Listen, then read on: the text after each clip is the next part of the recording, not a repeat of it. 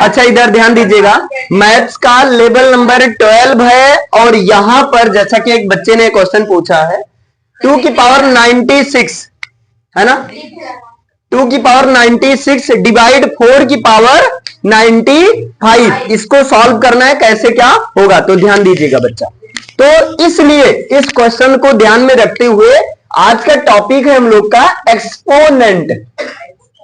क्या है? एक्सपोनेंट्स यानी कि घातांक। घातांक ये समझना है। क्लियर बच्चा? अब इसको देखो, घातांक, घात की अंक, जिसको हम पावर भी कह सकते हैं, घात भी कह सकते हैं, पावर या घात। अब ऐसे समझो, जैसे a multiply a multiply a multiply a multiply a, किसी संख्या को जितनी बार मल्टीप्लाई किया जाता है, मान लेते हैं n बार मल्टीप्लाई किया गया या n टाइम्स मल्टीप्लाई किया गया, किसी संख्या को जितनी टाइम्स या जितनी बार मल्टीप्लाई किया जाता है, तो जितनी बार मल्टीप्लाई किया जाएगा उसी को कहेंगे पावर। जैसे यहां पर a को कितनी बार मल्टीप्लाई किया गया? n बार, यानी कि a की पावर n, ये हो गया।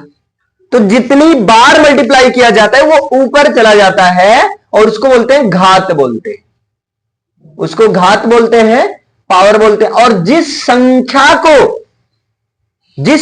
को बार बार मल्टीप्लाई किया जाता है उस संख्या को कहते हैं बेस, यानी कि आधार कहते हैं। बेस यानी कि आधार कहते हैं। अब आप सोच रहे होंगे, अच्छा इसका मतलब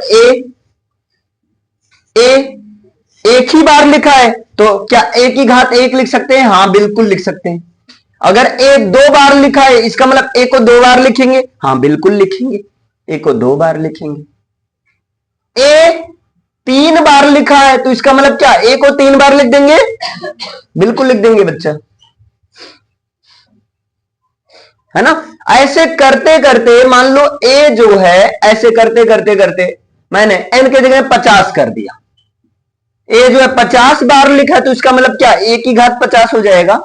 हाँ बिल्कुल हो जाएगा। बस यही है तुम्हारा, समझ में आया? अब इसमें कुछ कंडीशन होता है, कुछ रूल्स होता है, और ये भी बताऊंगा रूल क्यों बना। जैसे लॉ होते हैं, कुछ होते हैं लॉ ऑफ एक्सपोनेंट्स, यानी कि घातांक के नियम, कानून। अब ये नियम क्यों बना? क्लियर? इसकी आवश्यकता क्यों लगी? पहले ये समझते हैं कौन से नियम। जैसे यहां पर ये है, कंडीशन कह रहे हैं, अगर मान लो जैसे a की पावर m इंटू a की पावर n इंटू a की पावर r, ऐसे मान लो चल रहा है। ये करें, इससे नहीं मतलब है कि 2 बार लिखा है कि 3 बार कि 4 बार कि 5 बार घात के रूप में, इससे नहीं मतलब है। मतलब ये है कंडीशन, अगर मल्टीप्लाई के फॉर्म में हो और सबका आधार सेम हो तो उसको एक ही बार लिखा जाता है। सबका बेस सेम हो तो उसको एक ही बार लिखा जाता है। क्लियर? फिर उसके बाद में जिनका जिनका बेस सेम है सबकी पावर को प्लस कर दिया जाता है। मतलब m plus n plus r आगे करो। अच्छा, मतलब अगर a की पावर p होता तब क्या प्लस p करते? हाँ बिल्कुल करते। ये आपका पहला रूल, घातांक का पहला नियम। समझ में आया? मतलब घात में लिखी गई संख्याएं अगर मल्टीप्लाई यानी गुणनफल के फॉर्म में हो और सबका आधार सेम हो तब क्या करेंगे? उनकी घातों को ऐड कर दिया जाता है, उनकी घातों को जोड़ दिया जाता है और आधार एक ही बार लिखते हैं। ये पहला नियम। समझ में आया? अब आप कहोगे ये नहीं बनता तो नहीं काम चलता। ध्यान से समझो, मैं कह दूं a यहां पर 2 की घात 3, 2 की घात 4, तब आप कहोगे 2 की घात 3 का मतलब 2 को 3 बार लिखो, 2 गुणे 2 गुणे 2। 2 की घात 4 का मतलब क्या हुआ? 2 को 4 बार लिखो, 2 गुणे 2 गुणे 2 गुणे 2। अब सबको गिनो, 1 2 3 4 5 6 7, 2 की घात 7 आए। एक तो तरीका ये है, एक तरीका ये है। लेकिन मान लो एग्जामिनर जरा सा मजा ले ले, वहां ये कह दे 7 और यहां कर दे 8, अब क्या करोगे? आप कहोगे अब क्या दिक्कत है, 2 को 37 बार लिखेंगे, फिर 2 को 48 बार लिखेंगे, फिर सबको जोड़ेंगे, है ना? एक तो समय लगेगा, और जरा सा चूके तो पूरा आंसर फूके, गलत हो जाएगा कि नहीं भाई? पूरा 2 की घात 37 को लिख रहे हो, मान लो एक आध चूक गए तो आंसर फूके कि नहीं? इसलिए रूल बना। क्लियर है भाई? रूल सिंपल सा, इन्हीं के बेस लेकर बना भाई। जैसे ये करें यार, देखो 2 को 3 बार ना लिखो, और इधर 2 को 4 बार ना लिखो, देखो दोनों में आधार सेम है ना। तो जैसे अगर आप ऐसे करते हो 2 की घात 7 आया, तो आप एक काम करो, जो रूल बना, आप इसको ऐसा मत करो, आप आधार सेम है तो उनको एक ही बार लिखो, और घात जो है जोड़ दो, क्योंकि वैसे भी तुम जोड़ते हो 1 2 3 गिनते हो, वैसे यही गिन लो ना 4 3 7। काहे गधों वाला दिमाग लगा रहे हो? तब हम लोग के हाँ ठीक है भैया, समझे, इसलिए नियम की आवश्यकता लगी। समझ में आया? अच्छा, दूसरा क्या है? अब जैसे तुम्हारे दिमाग, मान लो मल्टीप्लाई ना हो, डिवाइड हो, तब माइनस हो जाएगा। a की पावर m इंटू a की पावर n, अभी 2 ही लेकर चले। हाँ 1 मिनट, अगर मल्टीप्लाई रहेगा तब तो प्लस होगा, डिवाइड रहेगा तब क्या होगा? तो आप कहोगे a की पावर m माइनस n हो जाएगा। या इसको हम और क्या लिख सकते हैं? इसको डिवाइड को हम लिख सकते हैं a की पावर m, और डिवाइड मतलब अपान a की पावर n। तो इसका भी आंसर यही आएगा भाई, है तो वही चीज ना। तुम करो, मान लो रेशियो हो तो तब भी वही रहेगा। समझ में आया? अब तुम करो सर कोई लॉजिक बता दीजिए। मल्टीप्लाई में ज्यादा होगा ना, मल्टीप्लाई में चीजें ज्यादा होती है, इसलिए जहां मल्टीप्लाई वहां प्लस करना। डिवाइड में चीजें कम होंगी, इसलिए जहां डिवाइड वहां क्या करना? माइनस करना। समझ में आया? ये दूसरा रूल है। तीसरा क्या है? मान लो a की पावर m की पावर n, पावर के ऊपर पावर हो, बाप के ऊपर बाप हो, तब दुद्दू बाप। जैसे एक तो मान लो मेरे बाप और बाप के बाप, तो 2 लोग का बोझ मेरे ऊपर रहेगा ना। जैसे बाप अलग धमकी दे रहे हैं, और बाप की बाप आई मीन दादा वो अलग धमकी दे रहे हैं। इंसान तो है अकेला, जब इंसान अकेला है, बाप के बाप, दोनों बाप के प्रेशर एक के बेटों के ऊपर आई जे कि ना। बस जब घात के ऊपर घात हो, तो उन घातों का आपस में क्या हो जाएगा? मल्टीप्लाई हो जाएगा। प्रेशर ज्यादा होगा ना, तो ज्यादा के लिए मल्टीप्लाई। अब तुम करो नहीं, बाप के ऊपर बाप, मर जाएंगे दोनों। नहीं मरेंगे, तुम मर जाओगे बच्चा। क्लियर है? प्रेशर ज्यादा होगा। सॉरी, इसका रियल लाइफ से कोई कनेक्शन नहीं बाप के ऊपर बाप वाले, ठीक है ना, ये बताने के लिए समझा रहा हूं मैं। तो a की पावर, अब यहां मल्टीप्लाई को हटा दो, चिपका दो, m n। समझ में आया? इतना क्लियर है? अब अगला तुम करो, मान लो पावर सेम ना हो तब, अरे सॉरी, आधार सेम ना हो तब, मान लो a की पावर m और इंटू b की पावर m। मान लो पावर सेम है, आधार सेम ना हो, तो जो सेम रहे उनको एक ही बार लिखो बस। तो यहां पर a मल्टीप्लाई b और यहां पर पावर m, आपने दिखा दिया दोनों पावर m है। ये ले, अब यहां चिपका दो, क्योंकि मल्टीप्लाई वाला तो भाई चिपक ही जाता है। तो a b की पावर m, अब ये दोनों की पावर m है, ध्यान देना। समझ में आया? ये चीज होता है आपका, चाहे इसको ऐसा लिखो या ऐसा कर दो, मतलब बात वही चीज होगा। क्लियर है? कभी कभी कंफ्यूजन के सिचुएशन में हमें इस तरह से दिखाना पड़ता है कि दोनों की है। कभी कभी लोग ये समझ लेते हैं a फिर b की पावर m है, मतलब m जो है a पर नहीं, अरे नहीं, दोनों पर। क्लियर? अभी समझ पाए? ये चौथा रूल है। अब मान लो किसी की पावर 0, जैसे पावर 1 है तब वही, मान लो पावर 0 है तब क्या होगा? 1 होगा। याद रखना, किसी भी संख्या की घात अगर 0 है तो उसका आंसर हमेशा क्या होता है? 1 होता है। याद रखना है।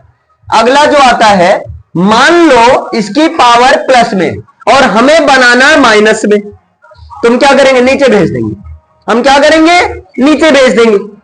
वैसे भी जब माइनस में आप जाओगे तो नीचे ही हो जाओगे, जब आप माइनस में जाओगे तो नीचे। ये पावर किसमें बनना चाह रहा है, माइनस में। तुम कर भाग, ए की पावर माइनस एम हो गया, और यहां एक कर दो, एक अपन ए की पावर माइनस एम हो गया। अब तुम मान लो इसी का उल्टा दिमाग लो। अच्छा, अगर मान लीजिए पावर में माइनस एम हो और इसको बनाना है प्लस में, तब क्या करेंगे, नीचे भेज देंगे। तो क्या हो जाएगा, एक अपान ए की पावर प्लस एम। समझ पाए, ये हो गया आपका। इस तरह से आपको चीजें याद रखनी, यही घातांक का बेसिक सा रूल है। अब एक ये होता है, मैं लॉजिक बता दे रहा हूं, ये वाला अगर इस पर कुछ नहीं है तब ये जाता है, इसका मतलब होता है होल स्क्वायर। लेकिन अगर मान लो 3 है तब इसका मतलब होल क्यूब। तुम कह रहे हो अच्छा अगर 4 हुए तब 4, बिल्कुल स्क्वायर में 4। 5 होगा तब स्क्वायर में 4, कोई दिक्कत नहीं। क्लियर। यहां पर घातांक के केस में इसको करड़ी बोल दिया जाता है। करड़ी, करड़ी हिंदी में इसको जो है करड़ी बोल दिया जाता है। मतलब ए करड़ी 3, इसका मतलब क्या होगा, ए की घात 1/3। हाँ, ये देखिए होल एक मिनट, अरे एक मिनट भाई, नहीं ये सही आप कह रहे हो, लेकिन यहां पर क्या होगा, ये इधर जाएगा तब इसमें बदलेगा, ये इधर जाएगा, ये ट्रांसफर कर रहे हैं तब ये चीज, ये अलग केस हो गया, है ना। लेकिन एक्चुअल में इसका मान जो होता है, चाहे ये लिखो या जो है आप होल 1/2 लिखो, ये चीज ध्यान देना। इसी तरह तो यहां से एक लॉजिक बन जाता है, यहां पर कोई भी घात हो, है ना। अगर वहां पर मान लीजिए ए है तो इसको हमेशा चाहे ये लिखो या करके आप क्या लिख सकते हो, ए की घात 1/3। देखो ये जब रूट बराबर के उधर जाएगा तब स्क्वायर होल स्क्वायर में हो जाएगा। जैसे मैं कह दूं 5 बराबर, एक मिनट, रूट ए बराबर 5, तो इनको हम लिख सकते हैं ए बराबर, ये रूट उधर जाएगा तब 5 का स्क्वायर हो जाएगा, ये हो जाएगा 25। ये अलग केस हो गया, बिल्कुल ये आपका अलग केस हो गया इससे हटकर। लेकिन दूसरा मैंने क्या कहा, ये वाला, ये मेन निकल गया आपका, है ना। कोई संख्या है, अगर कुछ नहीं लिखा है तब समझ लो 2 है, चाहे उनको ये इस फॉर्मेट में लिखो, मतलब यहां ए मान लेते हैं, ठीक। कुछ नहीं तो ए की घात 1/2, बाकी अगर 3 4 5 6 7 8 कुछ भी है तब वो क्या होगा, ए की घात 1/5 में जाएगा। जैसे अगर मैं चाहे, देखो यहां 7√8 लिखूं, चाहे ये लिखूं, और चाहे इसको हम या यहां 3 में कर देता हूं, ठीक है। चाहे मैं ये लिखूं और या करके इनको और क्या लिखा जा सकता है, 8 की पावर 1/3।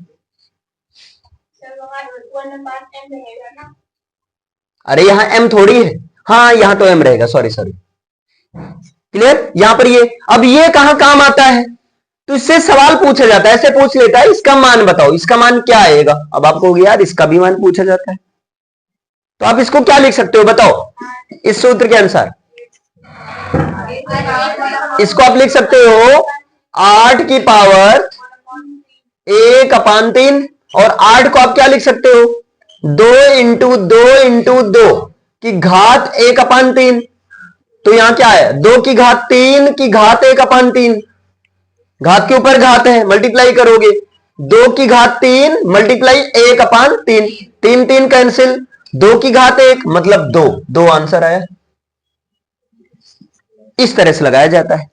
अब इस पर क्वेश्चन करवाया जाएगा तो और मजा आएगा। बोलो क्लियर है, समझ में आ रहा है। अब बताओ आप कर सकते हो कि नहीं। है 2 की घात 96 है, इनको यही रहने देते हैं, 2 की घात 96 डिवाइड। अब बताओ क्या हम इनको ये लिख सकते हैं, 4 को 2 की घात 2 लिख सकते हैं और की घात 95,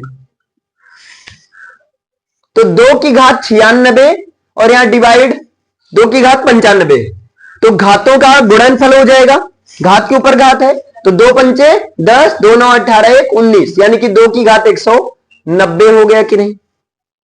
क्लियर है? अब यहां पर घातों का माइनस होगा, तुम क्या कर सकते हैं, 2 की घात 96 माइनस, अरे सॉरी माइनस 190। अब जब माइनस करोगे तब क्या होगा, यहां पर इधर तो जाएगा नहीं, तो 190 में से 96 माइनस करो, 10 में से 6 गया 4, फिर यहां 8 में से 9 जाएगा नहीं, 18 में से 9 गया 9। अच्छा माइनस के साथ आएगा, 2 की घात माइनस 94 आया, 2 की घात माइनस 94 आया। माइनस को जब नीचे भेजा जाएगा तो 1 अपान हो जाएगा, तो इनको क्या लिख सकते हैं, 1 अपान 2 की घात 94 प्लस में आ गया, ये तुम्हारा आंसर हो जाएगा। बोलो समझ में आया? अच्छा इसका एक तरीका और है, बताऊं? एक तरीका और है यहां से सॉल्व करने का, चलो इसके ऊपर बता देता हूं। एक 2 की घात 96 दिख रहा है ना, ये 2 की घात 96 डिवाइड को कर दो अपान में, ठीक, और 4 की घात 95, तो 4 की घात 95 को हम क्या लिख सकते हैं, 2 की घात 190, कैसे लिखा जाएगा पता है ना, तो 2 की घात 190। अब क्या करो, 2 की घात 96 है ना, 2 की घात 96, यहां पर 96 निकाल दो, तो इनको हम क्या लिख सकते हैं बताओ, 2 की घात 96 और प्लस में, अभी समझो, 2 की घात 96 और प्लस में 94, 96 94 कितना हो जाएगा, अब ये प्लस में है ना, इसको अलग अलग हम कर सकते हैं, जब अलग अलग करेंगे तब क्या होगा, 2 की घात 96, अब यहां देखो प्लस में घात ऐड हुआ है, इसका मतलब मल्टीप्लाई में रहा होगा, तो इनको हम लिख सकते हैं 2 की घात 96 इंटू 2 की घात 94। क्लियर? आप ये चीज मैंने समझने के लिए बताया, आप चाहो तो इससे डायरेक्ट ये चीज लिख दो, तो 2 की घात 96 2 की घात 96 कैंसिल हो गए, तो क्या आया, 1 अपान 2 की घात 94, जो आपको सही लगे। ये भी तरीका, बस इसमें क्या करना है, लास्ट में आपको माइनस को प्लस बनाना है, तो नीचे लाओगी, या ज्यादा आसान है, यहां पर आपको दिमाग लगाना है कैसे तोड़ना है। समझ में आया? इस तरह से क्वेश्चन, अच्छा घातांक से बहुत क्वेश्चन मजेदार भी रहता है और सजेदार भी रहता है, मतलब यहां दिमागी है ये, आपको लगेगा आसान है जब आप लगाने बैठोगे ना, क्योंकि घातांक जब क्वेश्चन देगा तो अपान में दे देगा, ऐसे दे देगा, 2 अपान 3 की घात 4, इसका मान बताओ, तो इसका मतलब क्या हुआ, 2 की घात 4 और अपान 3 की घात 4, 2 दूना 4 दूनी 8 दूनी 16 और 3 त्रिका 9 त्रिक 27 तिया 81, इतना आंसर है, ऐसे दे देंगे। बताओ समझ में आया? अभी ये कॉन्सेप्ट है, अब इस पर आप लोग क्वेश्चन करो। क्लियर है? जो ना आए मैं क्वेश्चन देता हूं लगाने के लिए, मैं, ठीक है, सबकी किताब में रहता है ये घातांक वाला क्वेश्चन, और हाँ रेशनल नंबर के केस में ज्यादा रहेगा, रेशनल नंबर के केस में ज्यादा रहेगा। अभी समझ में आया? तो ये पहला नियम सबको क्लियर है। दूसरा नियम, चलो एक बार बताओ सब लोग, a की घात m इंटू a की घात n इंटू a की घात r इंटू a की घात p क्या होगा, a की घात m plus n plus r plus p। ये जितनी बार, बस याद रखना है घात अलग अलग हो और आधार सेम हो, मल्टीप्लाई के फॉर्म में तब घातों का प्लस हो जाएगा, ऐड हो जाएगा, अगर डिवाइड में हो तब घातों का क्या हो जाएगा, माइनस। डिवाइड के केस में इस फॉर्म में मिल सकता है, इस फॉर्म में मिल सकता है। क्लियर है ना? समझ में आया? चलो अभी आप लोग इसे लिख लीजिए, क्योंकि लिखने का एक, अच्छा ये वाला अलग केस है, ये चीज जो मैंने बता दिया ये घातांक से संबंधित नहीं है, इसे इसलिए मैं हटा दे रहा हूं।